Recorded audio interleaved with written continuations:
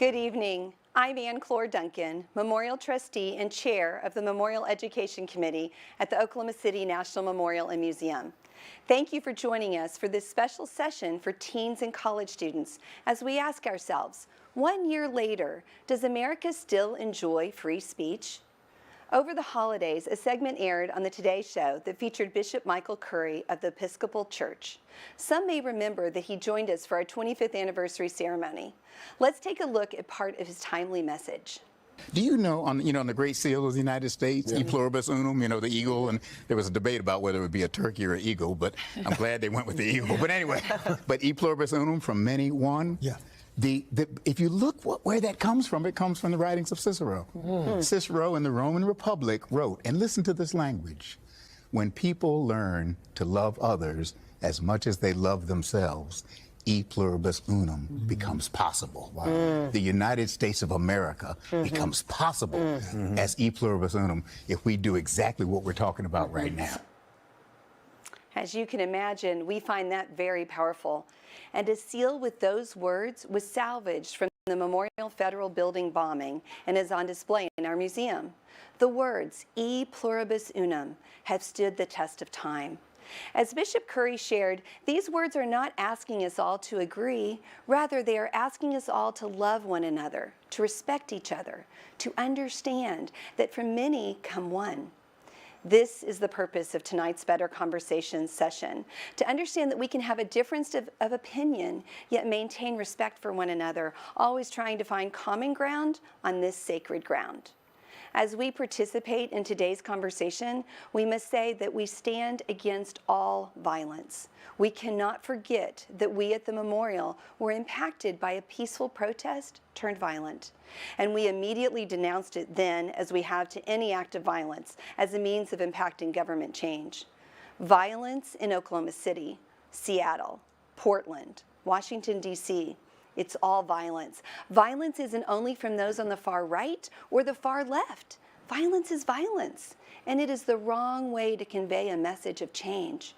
We must always recognize that violence is never the solution. Rather, we must work together to find common ground on the memorial's sacred ground. I'm pleased to be joined in studio this evening with our panelists, Justice Stephen W. Taylor, retired Chief Justice of the Oklahoma State Supreme Court, and most notably, the sitting judge for the state of Oklahoma versus Terry Lynn Nichols, one of the perpetrators of the Oklahoma City bombing. Justice Taylor oversaw likely one of the most important cases in our state's history. He is also a former Memorial Trustee Chairman. We are also pleased to have in studio Aria, a high school senior, and Ford, a college sophomore. We thank those who are part of tonight's virtual audience. Many are joining us by Zoom or on Facebook. We look forward to your participation by typing in your questions for our panelists to respond to later in the program. This Better Conversations session is a tough one, but an important one. 1 year ago, our country witnessed an insurrection of the United States Capitol. As we look back and think forward, we are reminded of the words written in the memorial mission statement more than 20 years ago. We can never stop instilling an understanding of the senselessness of violence, especially as a means of effecting government change. Those powerful words, written in our mission statement in the days following the Oklahoma City bombing in 1995, now 27 years ago, are as meaningful today as they were then. It's a powerful reminder that our community and stakeholders were raw from trying to put lives back together following what remains the worst domestic terrorist attack on American soil. Those powerful words were written as part of a larger memorial mission statement that would guide the building and programs of what today is the Oklahoma City National Memorial and Museum. As we continue with our conversation, we ask you to keep these compelling words in mind as they relate to the events of January 6, 2021. Tonight, as we look back 1 year ago, we will never forget people who may have just been going to protest and practice their First Amendment right of free speech. Tonight, we ask the question, when was the law broken and what marked the moment of insurrection? And how did that impact what we hold so important, the right to free speech, even to those who we don't see eye to eye? How do we find common ground? How do we bring people around the table or to the virtual table like we are today so that we can come together and have better conversations? We started Better Conversations nearly 2 years ago. That was before COVID was a household name and before so many acts of hate have happened. All of this demonstrates that we need better conversations now more than ever. We thought there was no better place to find common ground than on this sacred ground of the memorial. I think it's important that we remind ourselves and recommit to the Better Conversations grounding virtues that we also ask everyone to practice during this session. These grounding virtues came from Krista Tippett's On Being project, a Peabody Award-winning public radio show and podcast. These grounding virtues are not just for today, they should be practiced every day as we commit to better conversations within our families, with our friends, and with whomever we come in contact. Ford and Aria, I know that you participated in previous Better Conversations and you're familiar with these grounding virtues. I'd like to ask you to share our grounding virtues with our audience. Words matter is the first grounding virtue. As we talk about tonight's topic and in your conversations with others moving forward, we encourage you to use words that shape how we will understand ourselves and each other. Be mindful of how you interpret the words of others and how you treat each other. Better conversations can happen when we all practice humility. Humility is about curiosity, surprise, and delight. Humility is not about being small, it's about encouraging others to be big. Generous listening is the next grounding virtue. Listening is more than being quiet while others have their say. It's about presence as much as listening. It is about making a connection more than observing. To connect, however, we must listen. Hospitality is the bridge to all great virtues. You don't have to love or forgive or feel compassion. That takes time, yet we can always offer hospitality. In our conversations, we must practice patience. Transformation takes time, always longer than we like. A long, patient view of time will replenish our sense of our capacities and our hope for the future. Adventurous civility is our final grounding virtue. In our world of constant change, it's about creating new possibilities for living forward while being different and even continuing to hold profound disagreement. Thank you all. I think it's also important that we mention tonight's Better Conversations is not a political discussion. It's not a right or a left discussion or even about right or wrong. It's about gaining a better understanding. We ask our panelists and our viewing audience for buy-in on our grounding virtues. And when we say buy-in, we mean that we commit to practicing our grounding virtues of words matter, humility, generous listening, hospitality, patience, and adventurous civility during tonight's Better Conversations and moving forward.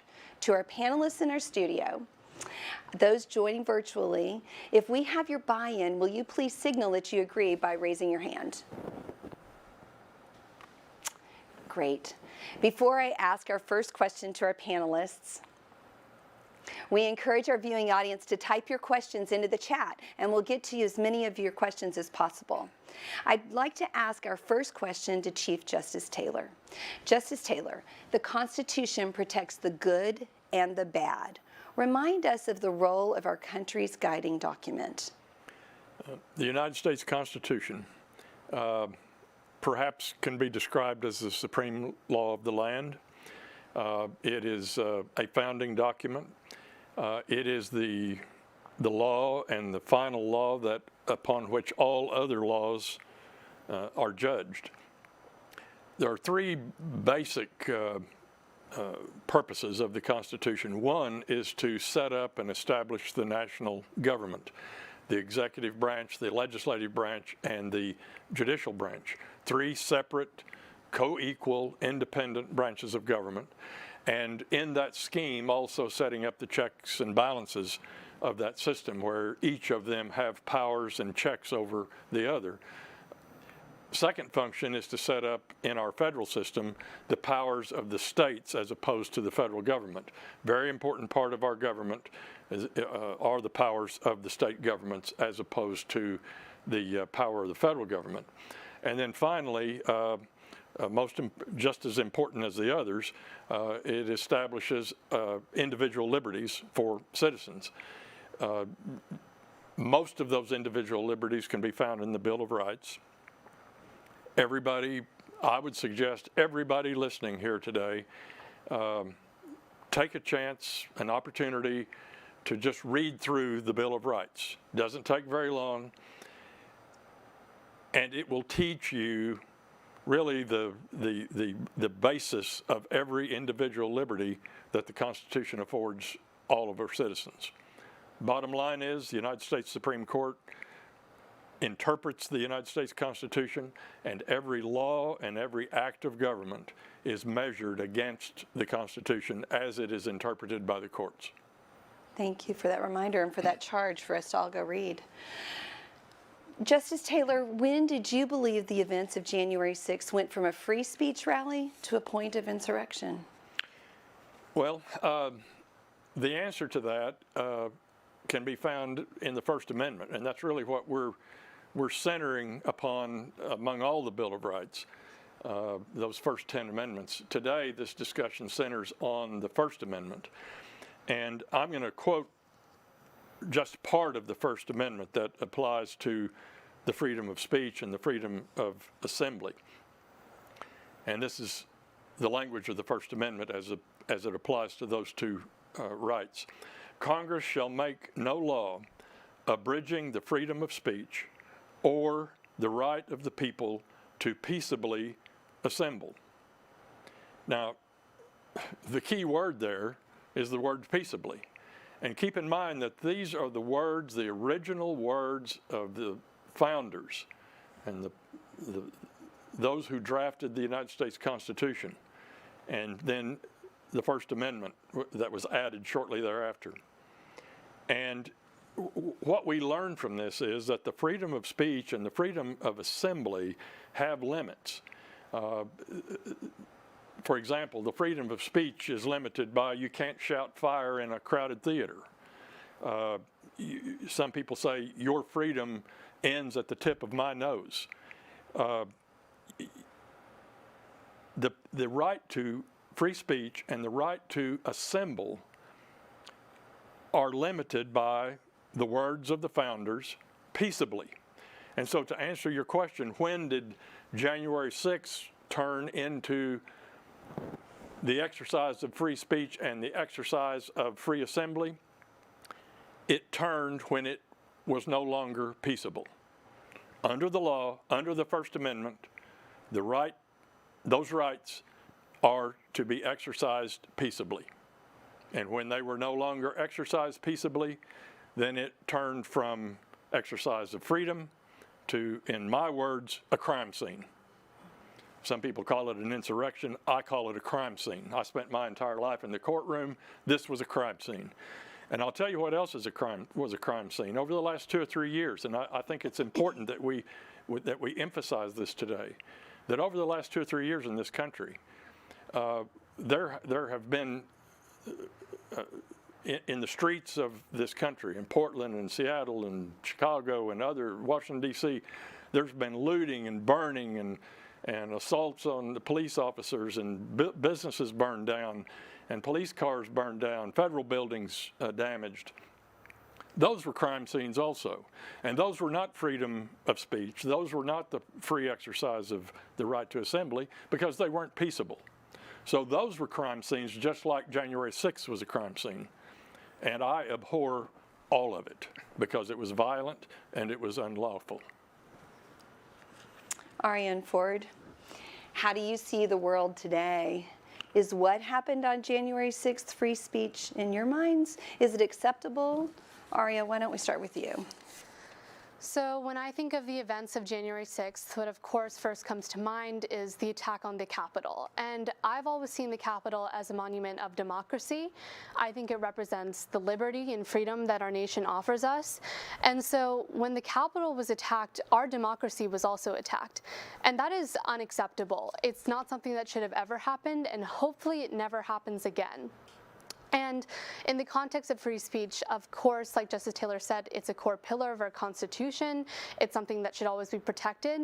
But what happened on January 6th was violent, and it was not peaceful.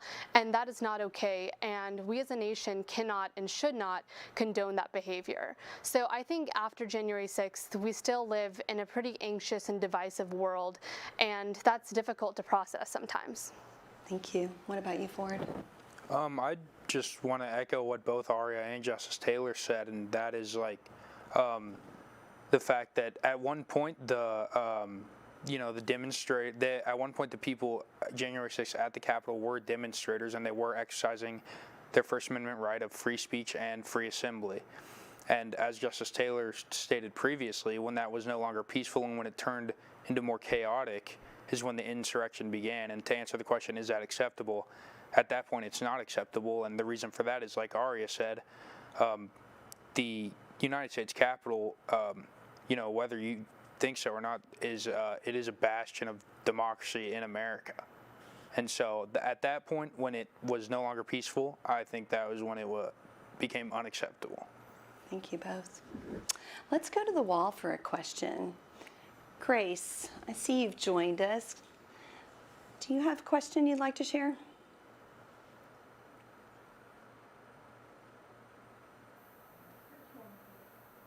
Hi, my question is for Arya. I was wondering what your perspective is for where we are today in terms of January 6th. Do you think we are better off today than we were a year ago? And if not, why exactly? Like I said before, I think we still live in a pretty divisive and polarized world, and I really think we need to work on establishing common ground and understanding that our similarities are greater than our differences.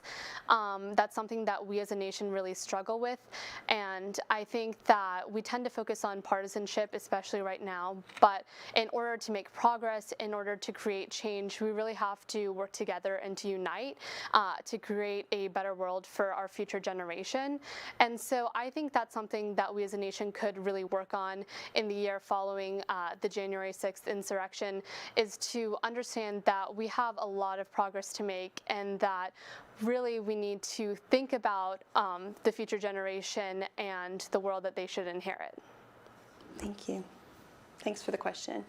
Ford, I remember your mom talking to me about watching the events of January 6th live at the U.S. Capitol and texting you and your sister saying, don't ever think this violence is normal or acceptable. Do you remember receiving that text from your mom? What did you do? Did you go turn on the TV, and how did you respond? What was your initial reaction to that when you saw those images? So I do remember that text because I remember that day. Obviously, it's hard for anyone to forget that day. And I was actually with a group of friends, and we were watching TV, and obviously the news broke to that. And I think for me, obviously, especially recently in the last half decade or so, we've seen peaceful demonstrations turn violent or not peaceful in the streets. But I had never in my life seen it at a place like the nation's capital. And so my initial reactions were confusion as to why it escalated to this, and then just pure awe. Ford, after you saw what was happening that day, was there discussion that day with your friends about what this means for the country? And if so, can you share what those conversations were about? Like I said, yeah, definitely. I was with my friends, and I think the question that kept coming up between all of us was, where do we go from here? And not only that, but like I mentioned in the previous question, how did it get to this? Because we'd obviously seen some uneasiness leading up to our current president's inauguration, but from the other side. And I think my friends and I all mutually agreed that no matter how you align politically, what we saw on January 6th was not right, and it ended up being something that we could all learn from. Great, thank you. Kate Mossman, I thought I saw you a second ago, and you've joined the wall tonight. Do you have a question for a panelist? But first, can you explain how the events of a year ago impacted the conversations you were having with your friends? I think for me, the conversations on January 6th were different from a lot of people's because I attended school virtually last year. And I know that wasn't the case for a lot of other high schools. So a lot of my conversations were through social media or direct messaging, which honestly allowed me to internally process and analyze what was happening on my own time in my own space. I had time to form conclusions on the event in my own time, which I think made me more respectful and academically inclined for those conversations I would later have. So some things I learned in those times of process. I remember talking to everyone online and seeing people post photos and opinions and thinking that this is what made the act of domestic terrorism so vast, the dangerous capabilities of social media today. Comparatively, looking at the differences in the acts of domestic terrorism between the Oklahoma City Mirror building attack and the U.S. Capitol attack was that in 1995, the men did not have the capability to create such a vast attack because of the limited communication opportunities. But in 2021, we have Facebook, Twitter, Instagram to amplify a huge group of people from across the nation to create such a large attack. On a note, additionally to this, I remember seeing students at my school deeply impacted by this act of hatred. I'm a senior at Classen School of Advanced Studies, a school with a variety of racial backgrounds located in a historically African American part of town near our state's capital. Though I did not have as many conversations as I would have if I had attended in-person school last year, the ones I did have, I saw many members of my school's community deeply impacted. Many people talking about how they felt their security in their home country being threatened and violated as a minority. And as a Caucasian female, these vulnerable and emotional conversations really allowed me to look into their perspective and see the way that this deeply affected people. And it allowed me to become a better activist and, again, be a more knowledgeable citizen and young adult. So those were what my conversations were like. But again, it was a different situation for me. So Aria, I do have a question for you. I know your school was in person last year, so I'm sure you have a very good perspective. So my question is for you, how did January 6th impact conversations and discussions once you saw the violence unfold? Yeah, so I think that I use conversations with my friends and family to really just process the event and fully understand it. It was definitely a huge shock when it happened and difficult to process. And so I'm glad that I had friends and family to help me fully realize what was happening and how the insurrection came about. I found though that since we've had those conversations, we're now more comfortable to share our beliefs with each other, and I'm really glad that we can do that. Now I feel like I have a safe space with my peers to share my beliefs and share my political opinions, and I don't think that's something that everybody has. I think lots of people fear sharing their opinions because they think it might offend other people, or they feel like they might be shamed for their beliefs. But I feel like since January 6th, my conversations with my peer group has really improved, and we're really able to establish common ground and understand that we all have, although we may not all have the same beliefs, we can respect each other. And so I think that's something that I hope continues throughout the next year, and I really hope that that's the same case is true for other communities and at other schools. Thanks, Aria. We're going to go to another question on the wall, but first I wanted to share that a poll has been taken of our viewers tonight. Do you think free speech exists in the United States today? It initially said 88%, now it's down to 78% of our viewers believe that free speech exists in the United States today. Zach, you have a question. Yes, thank you so much. My question is directed to Justice Taylor. The Supreme Court sees the freedom of speech as something that should be interpreted with this most strict amount of scrutiny. And so we've talked about how absolutely tragic the events on January 6th were. And so we've talked about how we hope that something like this never happens again. In the event that obviously the Supreme Court or our nation's government takes the necessary steps, how do you see this to still fall under the First Amendment? But how does it? Could you give an example of how the government could restrict something like this from happening again? Well, good question. And the challenge that the Supreme Court has, the United States Supreme Court, they have a constant challenge because, the United States Constitution and the First Amendment were drafted at the beginning, 200 and some years ago. And the challenge is using the words, and I quoted the applicable parts of the First Amendment just a moment ago. Those words were written 200 and some years ago. And the challenge that the court has is adapting those words to today.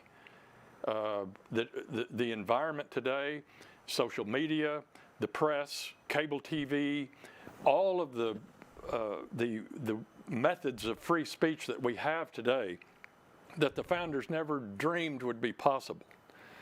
And so that's the beauty of the United States Constitution and the First Amendment, that it is such that today we can interpret it and still preserve the right.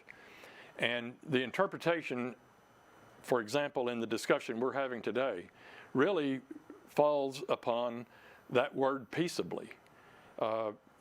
There will always be freedom of speech and freedom of assembly in our country, I hope, and I pray that that will always be the case. And just as the example I stated, it was Oliver Wendell Holmes who is responsible for the finding that you can't shout fire in a crowded theater. Today, you cannot exercise your right of free speech or assembly in a way that is illegal or unpeaceful.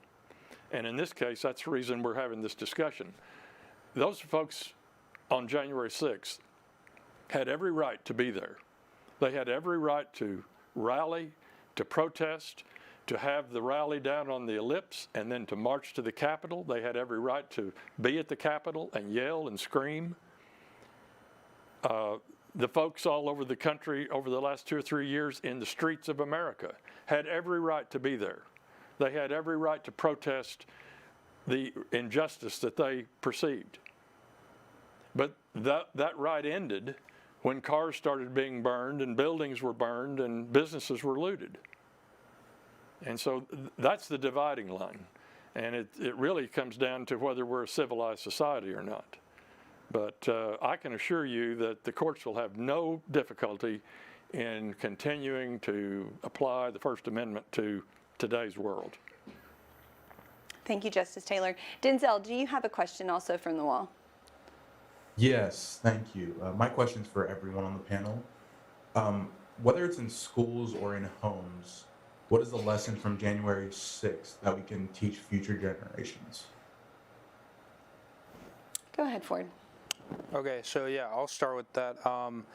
For me, at least, the biggest lesson that I took away from it was, that people are, till the end of time, people are going to disagree politically, and there are going to be people that are vitriolic about it and hold a lot of animosity towards it. And at the end of the day, for me, at least, my personal goal is to not be one of those people and to always be open to hearing other opinions. And then secondly, is that that we should all trust the process of the American body politic, the American government, and understand that at the end of the day, in terms of elections and voting and stuff, the people are the ones making those choices. Aria, you want to jump in? Yeah, I think something that I've learned and something that I think we should all remember a year later since the insurrection on January 6th is that violence is never the answer, and that violence is not an effective tool to create change. We have to use peaceful methods in order to create progress. And like Ford said, we also have to have faith and trust in our government. That's the only way we can function as a democracy, is if we have faith in the process and really trust our elected leaders. Great. Do you want to respond, Justice Taylor? Well, the only comment that I would have of lessons learned is that I hope that, and I'm speaking here as an independent, I hope that the Republican Party and the Democrat Party both can learn a lesson from this, and that is that the politicization of an event like January 6th, or the politicization of the violence in the streets that we've seen over the last 2 or 3 years, is wrong. It should not become a political event. It should not be something that's used to gain some political advantage in the next election. And I see that happening on both sides. I see January 6th being turned into TV ads, political ads, and it demeans, in the end, it demeans the injury to our country. Our country is injured by this violence on both sides. The violence in the streets, the violence at the Capitol, it injures our country. And to see either side taking political advantage of that makes me very sad. Aria, I want to ask you this question, which came from a viewer. It says, what role do you think social media played in inciting the insurrection? You've mentioned that a little bit. Do you want to talk any more about it? Sure. I mean, I think definitely without social media, the insurrection might have not even been possible. I don't know if it would have happened 20 years ago. And so I think that's why we have to really understand the power of social media, the power it has for good, and also the power it has for evil. And so I think that, you know, social media is still very new. And so I think as a student, I've grown up with social media since I was about 10 years old. And so I think that definitely it can create a better society, but it can also lead to negative effects. And so this is an example of how social media led to the insurrection and wasn't really a positive in the situation. And so I think that we really need to understand the power that it holds and how we can use social media for good and to create progress in our society. Great. I want to share a recent poll that came out after the new year. An overwhelming majority, 72% of Americans, believe the people involved in the attack on the Capitol were threatening democracy, while 1 in 4 Americans believe that the individuals involved were protecting democracy. My question to each of you is, how did we get to this point? How do some think the events of January 6th were acceptable and others think this was an insurrection? Ford, we'll begin with you. So, I believe that people, when answering that question, and it's a really tough question to answer personally because you don't want to speak for the opinions of the people in the survey, but I think that the people that answered the question and defended the insurrectionists saying that they were protecting democracy, whether I think they're wrong or not isn't, the issue. The issue is that I think that they answered that way because of the way they align politically, and I think everyone wants to stand really firm in their beliefs. And I think with a poll like that, oftentimes it's hard to kind of be calculated and maybe see both sides of the issue. And so I think that's why there is always going to be, like, for example, a quarter of the people that will, always defend their opinions, even if they don't morally stand with them. Aria. Yeah, I mean, I think this poll shows how it's just become so difficult to agree on fact. And I think why some people might have different opinions is perhaps where they get their information from. If someone doesn't get their information from reliable sources or from a variety of sources, then I think that can prevent them from understanding the full story and understanding the context of the situation. And I also think your peer group shapes your perspective as well. When you're surrounded by people who who think the same way as you do and who can't really challenge your opinions, then I think that prevents you from understanding the context and understanding difficult situations and exactly what happened on January 6th. And so, yeah, like I said, where you get your information from and whom you surround yourself with can really affect your outlook on the insurrection. Thank you. Does anyone have another thought from the wall? Any of you, why do you think the insurrection on January 6th was acceptable and others do not think so? Anybody want to comment? Raise your hand if you do. Okay, William, I see you on the wall. Would you ask a question? Yeah, sure. I was just gonna also agree with Ford. Yeah, I think it's also where you align politically, but also I agree with Daria. It's where you get your sources, and especially with social media, you can kind of get some biased sources. And Justice Taylor, sorry. I was just curious about what your perspective on the events of January 6th are. And then why do you think there's such opposing opinions? Those who say it's an insurrection and those who believe it is a right to their democracy. Well, that sort of relates back to the last discussion we had that that it has become a political issue in many ways. That it's almost like sport. What team are you on? And depending on what jersey you wear, it's the way you view this event. And I have a really hard time viewing this event that way. I spent my life in the courtroom, and I view these kinds of events, whether they're at the Capitol or on the streets of the country, as violence. And ultimately, I view this event as a crime scene. And so I have a really hard time with the concept that you can look at the videotape of streets burning in Portland or what happened at the Capitol on January 6th, that you can look at that videotape and have a different view. Two people have a different view of those videotapes. The videotapes, I deal in facts, and the videotapes show violence, buildings burning, police officers being injured at the Capitol, windows being broken, doors broken down, people screaming, "Hang Mike Pence, the Vice President of the United States." Police officers being beat up. So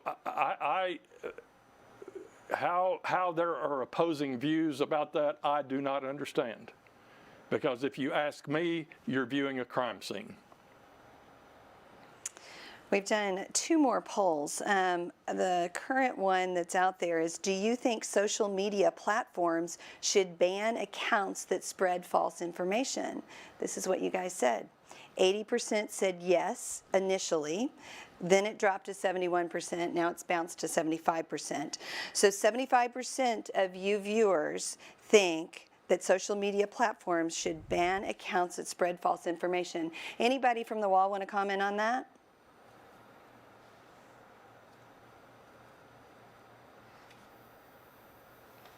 You guys, what do you think, Ford? Should social media accounts be banned if they're spreading? Oh, sorry, do we have somebody from the wall? No. Go ahead. So personally, I think that while free speech is extremely vital, for the health of our country and stuff, social media has brought this completely new element into it. Obviously, I don't think it was something that the founding fathers ever imagined would come into play. But I think that when you're spreading, falsehoods and misinformation on a certain subject, that and you have a wide audience of people and this misinformation that you're spreading could actually affect lives or how people go about their day-to-day lives, and I do think you should be reprimanded in some form or fashion. If that means being taken off social media or deplatformed, then maybe that is the best answer. One thing about that, and it goes back to the when we discussed the First Amendment, The First Amendment, a lot of people don't understand this, but let me repeat again what I read earlier. Congress shall make no law abridging freedom of speech. And so that the government cannot pass a law that denies freedom of speech. But private business and private individuals can deny you free speech in their territory or in what is under their control. So the First Amendment applies to the government passing a law that abridges your free speech. That's the First Amendment. A lot of people don't understand that. The First Amendment doesn't apply to private businesses, corporations, individuals. That's very helpful information for all of us to know. Jack, you have a question from the wall. Or something you want to share, either one. Yes. So back to that previous question, I was thinking about, as someone who uses social media, I think, yes, I definitely agree with Justice Taylor on that one. But whenever I scroll through social media, I rarely believe the first thing I see on there. I don't think the main problem is direct misinformation being spread. I think it is taking information that is true and twisting it to create a new perspective. And I think that's what really generated the January 6th insurrection. And to be honest, I'm not really sure what the government can do to prevent that. It's up to the education of the individual and the judgment of people who are consuming information. I think that's a whole other issue. You are exactly correct. You get 100 on the constitutional law exam. The government cannot pass a law that abridges people's right to express their opinion on social media. Now, the social media company might do that. They might cut you off, but the First Amendment doesn't apply to the social media company. Here's another important one from a viewer. Talk about how fragile our democracy is. Could things we think of as routine, like certifying votes, be stopped? I'm sorry I'm leaning on you, but you know the law more than anybody in this room. Now, Talk about how fragile our democracy is. Could things we think of as routine, like certifying votes, be stopped? Well, no, as long as it's the law. And, on this day, everybody needs to remember, January 6th was a routine day in the life of our wonderful government. It was a routine day that has happened every January of every following the presidential election. The House and the Senate gather to count the electoral votes. It's a simple process. The states, and we talked a while ago about the Constitution, the state governments have control over their elections. They certify the presidential vote in their state, and then they communicate to the Congress, we have had an election, here is our certified vote. And the Congress's job that day was simply to count those certified votes. All 50 states certified their elections, so there wasn't a dispute about we've got some state that hasn't certified, like happened in 1876. Go back and look at 1876 and see what happened. But this year, all the 50 states certified the election. The Vice President of the United States, Mike Pence, very brave and courageous public servant that day, realized what his duty was in presiding over this session of Congress, and that was to oversee the counting of the certified votes. So to answer the question, no, you would have to change the entire electoral process in order to shut down the certifying of these votes. It was purely a routine. That's what's so sad about this. It was a routine event that was following the law. And the good thing about this is, and it's really important that we love this country, and on January 6th, in spite of the crime scene, later that night, the Congress came and did their constitutional duty. So the people who were committing crimes at the Capitol did not shut down our government. Thank goodness. Caroline, I see you have a question as well.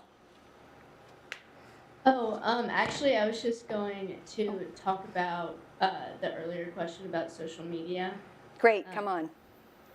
Well, I was just going to say that I think what a lot of people miss is that I know it's a very controversial topic, and I actually talked about it in my AP Gov class today. We had a discussion about it. You know, whether or not it is the social media platform's right to ban users. And I think what a lot of people miss is that at the end of the day, social media platforms such as Twitter are private companies, and people tend to miss the fine print. You know, whenever you sign up for an account, you're always agreeing to terms of service.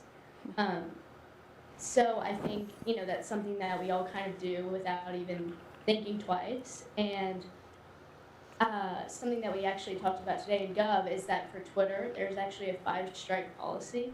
And each strike that you get is a bit of a lengthier time that you are banned.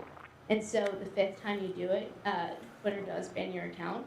So I know that a lot of people do consider it sort of like targeting a certain person or a certain political party. And at the end of the day, they do have like a policy behind it. And I think that's just something that is like important for everybody to know and understand before stating like whether or not they believe it was okay for Twitter to do it. So yeah, that's basically all I had to say. It was wonderful. Thank you for sharing. Isabella, your hand is raised on the wall as well.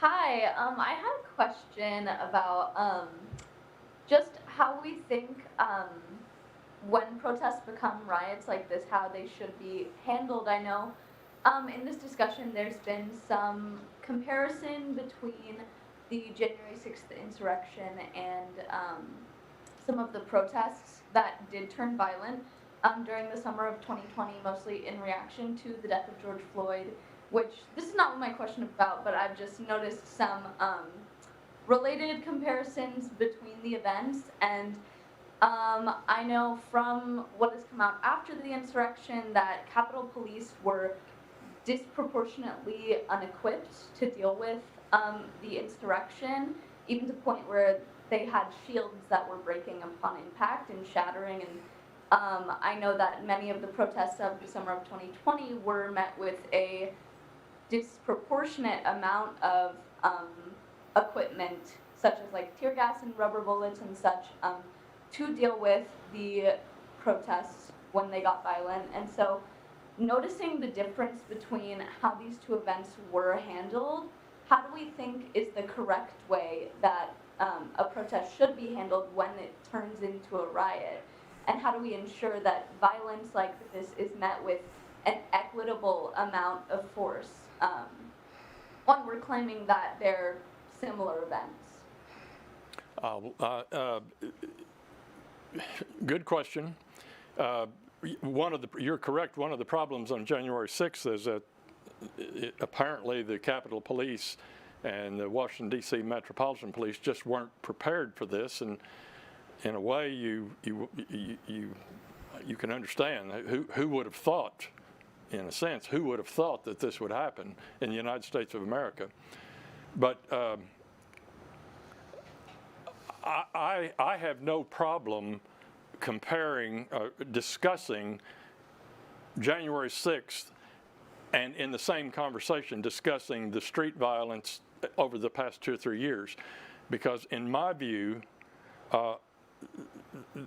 it's all criminal activity. And your question is, how do we deal with it? You're talking to a judge. I've been a judge and been in the courtroom my entire life. How do we deal with it? You prosecute the people charged with the criminal activity. And it should be vigorous prosecution in my view. It's all a crime, and I'm an equal opportunity dealer with crime. You prosecute it and you punish it. You have any thoughts? I'll move on to the next question if you want me to. The only thing that I would add is that I think with the Capitol Police being supremely under-equipped, like Isabella said, is that I don't think anyone could have imagined what was going to take place at the Capitol, or that it was going to escalate to the severity that it did, and that's why they were so under-equipped. And I think that when it comes to, for example, the protests that came about after George Floyd's death, and I think that oftentimes cities and their police departments, their respective police departments, I think they tend to prepare for the worst when it comes to protests in the streets. I think they tend to, maybe over police or over equip their police force and their defense force because they expect the worst of it. And I think that's pretty telling about our cities and what they think of that's going to happen from a protest. But I think that's the answer to why there was a difference in policing between the January 6th insurrection and, say, the protests that occurred after George Floyd's death. But unfortunately, in both situations, the worst happened. Mm-hmm. In the streets of our country, the worst happened. People were injured, businesses were burnt down, and on January 6th, we know what happened. Our democracy was attacked. Yeah, and just to add on to that, I think what is difficult to process right now is that it seems like violent protests rather than peaceful protests has become the norm. And so that's become the standard. People see violent protests and they think, well, yeah, that happens all the time, when really that's not the way it should be. Protests should be peaceful. And so hopefully moving on into 2022 in the future, we can engage in peaceful assembly and peaceful protests because, like I said before, violence is not an effective method to create change, as we have seen within the past 2 years.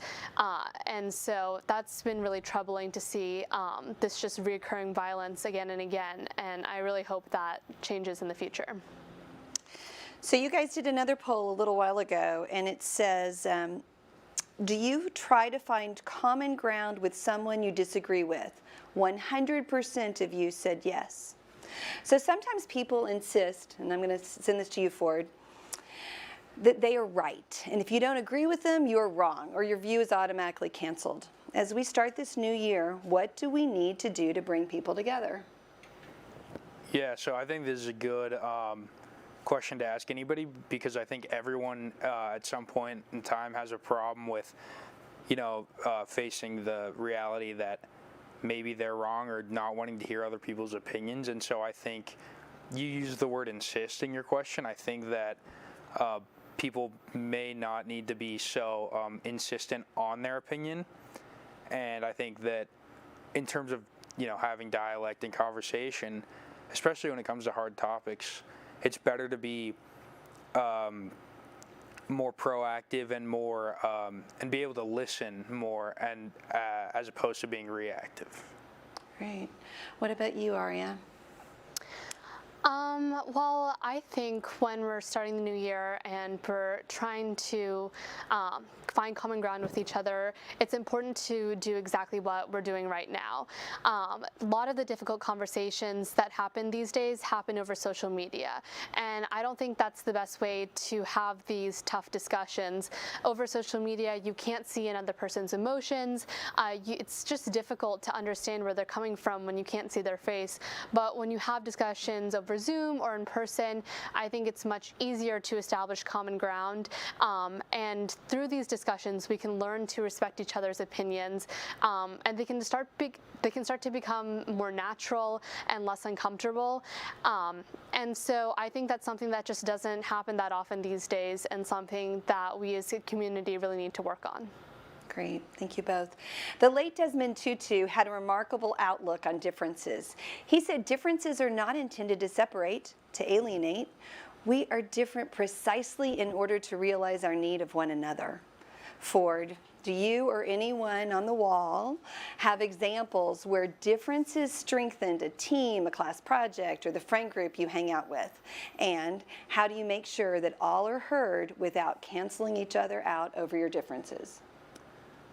So for me, you brought up the word team, and For me, at least personally, I'm on a football team in college, and there are obviously differences all the time, whether that be on the field or in the locker room, or personally, emotionally, whatever. There are differences every day, multiple ones, and at the end of the day, though, we all find ways to, set aside those differences and be a team.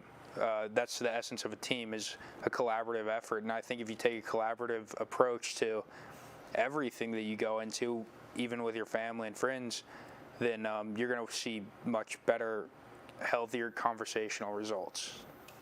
Isabella, you have an example as well?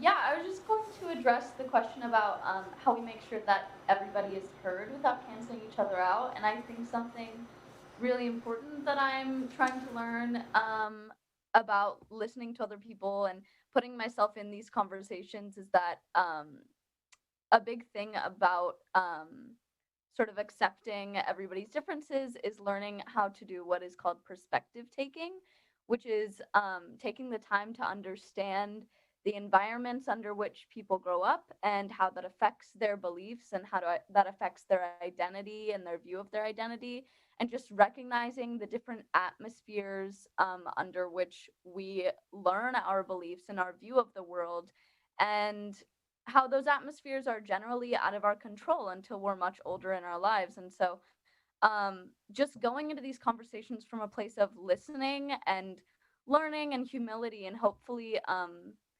teaching from your point of view at the same time as trying to understand how others come to their point of view, is a really important part of accepting others' differences and, but coming to a place of unity rather than division or judgment. Great point. I love all of your wise thoughts, you guys. USA Today published a lengthy article on December 30th titled "From Oklahoma City to January 6th, How the U.S. Government Failed to Stop the Rise of Domestic Terrorism." Some people may be shocked to understand or learn that domestic terrorism is not new to our country. For decades, we have focused on international terrorism, but the facts are we have a far greater number of domestic terrorism incidents than international terrorism on U.S. soil. Justice Taylor, you are uniquely involved in the law. Is there a positive path forward? And if so, what is it? How do we as everyday Americans fit into the solution of reducing domestic terrorism? I have a firm belief in the rule of law and respect each other. I am also very optimistic when I look at Ford and Aria and all the young people that have been on the board today talking to us. It gives me some real hope for the next generation. And then looking back, I would suggest that everybody, when you have time, read what Martin Luther King wrote from the Birmingham jail. Martin Luther King, it's called The Letter from the Birmingham Jail. Take some time to read what he wrote, and remember Martin Luther King, who led probably the most significant civil rights change in this whole the history of this country. Every day, every step was peaceful, and he demanded that it be peaceful, and he abhorred violence. And so we can look forward to the next generation, but you can also look back to his strength. Our last question for Aria and Ford. What role can our schools, our families, our religious communities play in helping young people understand the vital importance of democracy? What role can you, our next generation, play in helping our country move forward? Aria. Well, I think something that I would definitely encourage the next generation to do is to use the ability to vote. It's such an important part of our democracy, and I don't think a lot of people really understand the power that a vote holds and how much progress we can make just by filling out a ballot. And so it's the right that we're all given once we turn 18, and if we want to see this country move on a better path, if we want to create change and progress, I think that the younger generation really has to, use their voices, and our vote is our voice. So that's what I would encourage them to do. And real quickly. Yeah, so just to go off what Arya said. I think it's really difficult to vote or even want to vote if you're not informed, and not only informed in current events, but I think it's vital to be informed historically and what's gone on in the past. Martin Luther King, Justice Taylor brought up Martin Luther King. He also once said that we do not make history, we are made by history. And I think that's a great quote because it kind of illustrates how important it is to realize that the decisions we make now as young adults or as teenagers or whatever will have significant effects on future generations. And I think if you keep that in mind, then you'll always be pretty level-headed and make good decisions. You guys are awesome. Thank you all for joining us tonight and taking part in these important conversations. Through the teaching of our museum exhibits, online educational programs, ongoing discussions, and on the Memorial Sacred Ground, we must find common ground. Our Better Conversation series will continue through 2022. Mark your calendar for March 26th. For a History is Relevant program. I hope you will also find time to visit the Memorial and Museum in the coming year. Check the website for the many programs offered, including the 2022 Run to Remember. If you have not participated as a runner or a volunteer, it will be an experience for you like no other. For those who may be pondering a New Year's resolution, be resolute in practicing the grounding virtues that will help lead to better conversations and a better understanding of one another. There is no better time to start than right now. Thank you for joining us.